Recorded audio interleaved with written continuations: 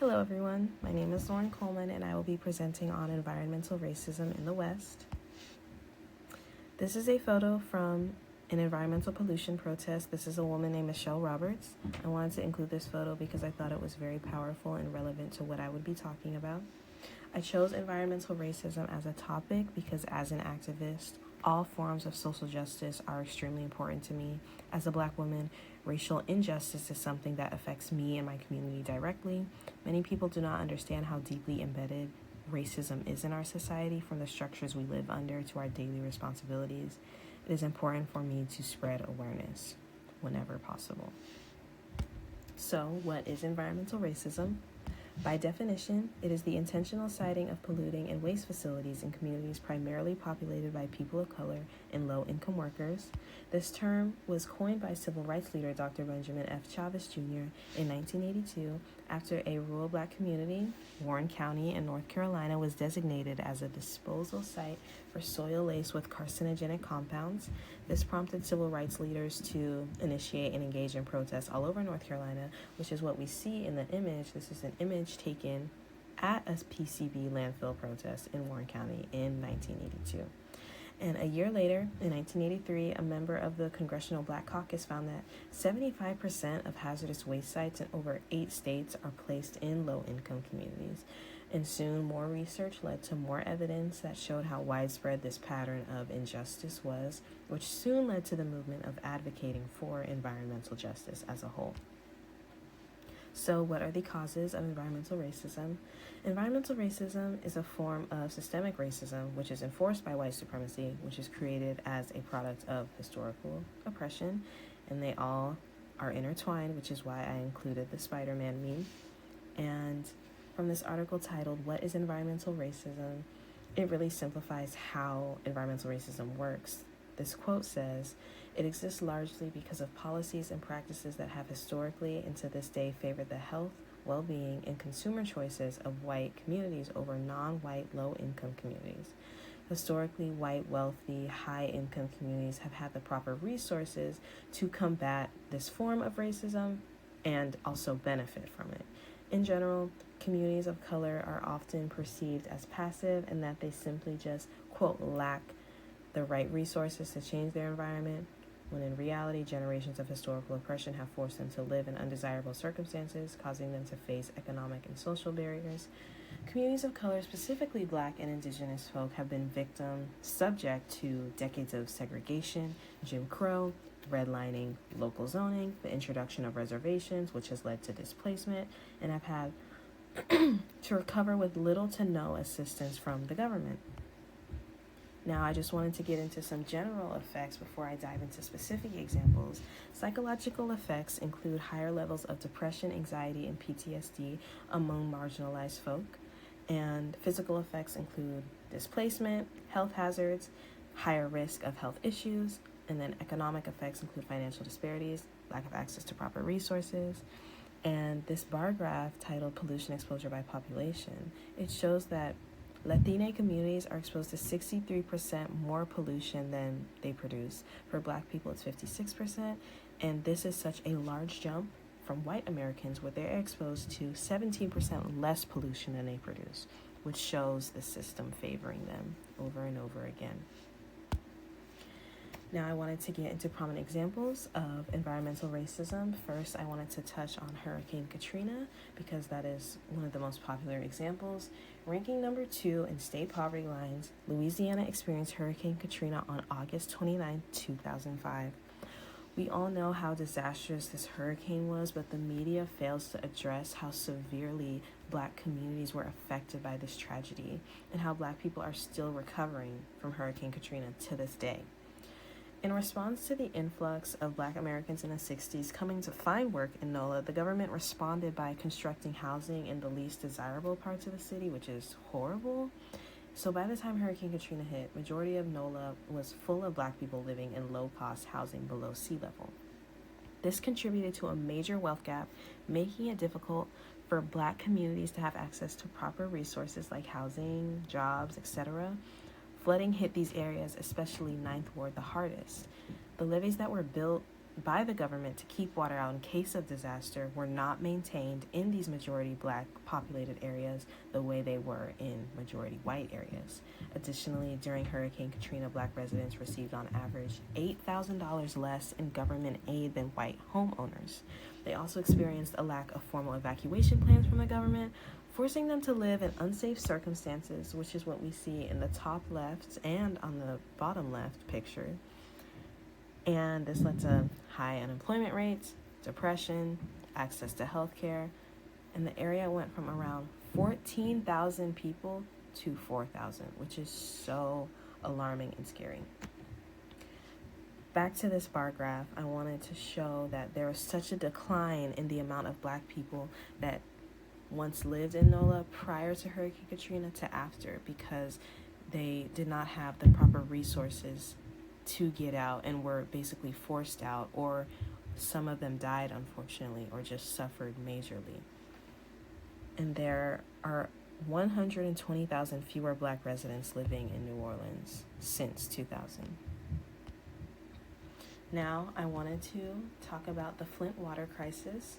Flint, Michigan is a majority black city, and people migrated here similar to New Orleans for the automobile industry.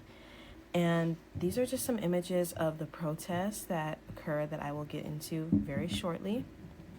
And in Flint, Michigan, the poverty rate, or in general in Michigan, the poverty rate is nearly 176% higher than the national poverty line. Around 1/3 of black residents live below the poverty line. The city began supplying residents with Flint water in April of 2014, and soon residents complained their taps looked and smelled and tasted foul with discolored water, as we see on the left. And this was water that evolved over the span of a week. This was all different kinds of water within a week. And on the right, it's just a racial composition of Flint, Michigan. We can see that it is majority black, and then 37% white, 6% other. The water in Flint, Michigan didn't just have lead in it, but switching from Detroit water to Flint water coincided with the outbreak of a severe form of pneumonia, killing 12 people and sickening 87 people. Fecal coliform bacteria was found in the city water as a result of trying to maintain sufficient chlorine levels in the water to disinfect the water. However, adding the chlorine water made it so much worse because the government didn't address the initial lead issues, which led to cancer-causing chemicals, and residents began to develop rashes and hair loss as a result of all the lead poisoning, and the issue didn't even become mainstream until 2016, which is nearly 2 years after this issue started. And although there's no single decision that led to this water contamination, residents in Flint, Michigan were forced to endure horrible conditions and were not taken seriously, which is a result of environmental racism. Now, I wanted to talk about the Dakota Access Pipeline. This is what the Dakota Access Pipeline looks like. And this issue explores the reoccurring exploitation of indigenous communities throughout history. The Standing Rock Sioux Reservation is located in North and South Dakota along the Missouri and Lake Ohi. The reservation boundary lines were determined in 1851 with the first treaty of Fort Laramie, and then again in 1868 with the second Fort Laramie Treaty, where the Great Sioux Reservation was established. The DAPL is located within a mile of Lake Ohi, and the Corps already destroyed miles and miles of native land, which has severely affected their access to fertile land, hunting, fishing grounds, medicinal herbs, etc., their resources. And the Dakota Access Pipeline is a threat to native land because that is their water supply. And as we know, the burning of fossil fuels is around the largest contributor to climate issues here. And the Corps has estimated that the amount of crude oil currently passing through the Dakota Access Pipeline each year would emit about 121 million metric tons of greenhouse gases, which is genuinely unfathomable and so harmful to the environment, so harmful to the land that is supposed to be theirs. But once again, the government is just upholding white supremacist ideals and capitalistic ideals. And I wanted to include some pictures of Native Americans defending their land, upholding indigenous sovereignty, and standing up for themselves. Now, I wanted to get into counter argument.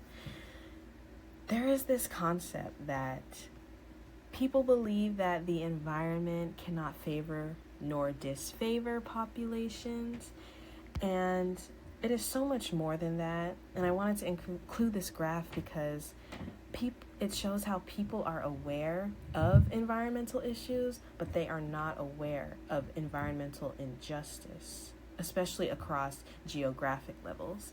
And in general, only around 44% of adults think that communities of color are more likely to be exposed to environmental hazards when there is so much research out there, including the examples I just named, that show how environmental racism plays into these people's lives.